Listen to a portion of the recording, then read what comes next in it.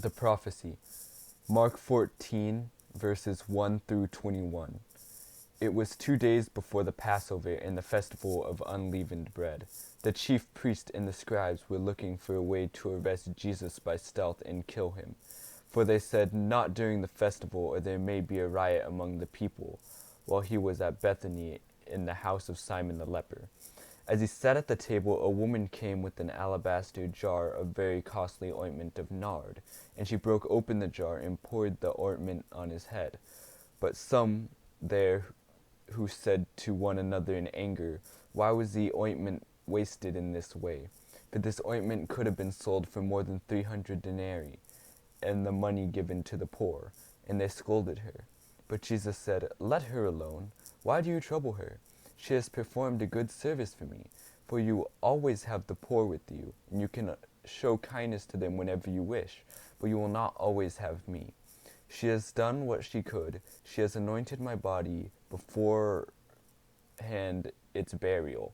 Truly I tell you, wherever the good news is proclaimed, the whole world, what she has done will be told in remembrance of her." Then Judas Iscariot, who was one of the 12, went to the chief priests in order to betray to them. When they heard it, they were greatly pleased, and promised to give him money. So he began to look for an opportunity to betray him. On the first day of unleavened bread, when the Passover lamb is sacrificed, and his disciples said to him, "Where do you want us to go and make the preparations for you to eat the Passover?"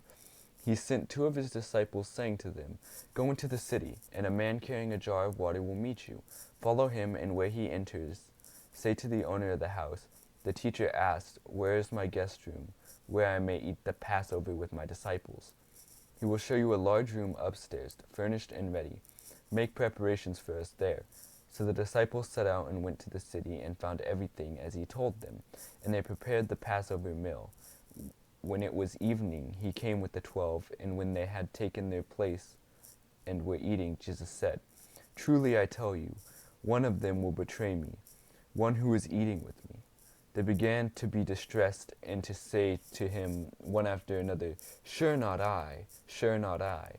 He said to them, "It is one of the 12, one who is dipping bread into the bowl with me. For the Son of the Man goes in it written of him. But woe to that one by whom the Son of Man is betrayed. It would have been better for that one not to have been born." My reflection for this passage is that the woman offered Jesus something that was extravagant, something that was meant for a king, but also meant to prepare a body for the afterlife. Did Jesus not fit both of these requirements? He was both passing on to the next life, but also a king, the king of the Jews, betrayed by his own people.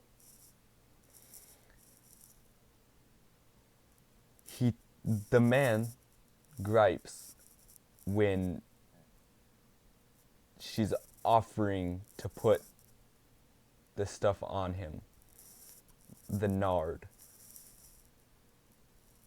He goes, "Why can we not just convert this into money and give it to the poor?" Jesus retorts, "You will always have the poor, but you will not always have me." This shows us that the gift, Jesus, is fading, and that we must cherish him for what we have, but also that he may be remembered through all he has done.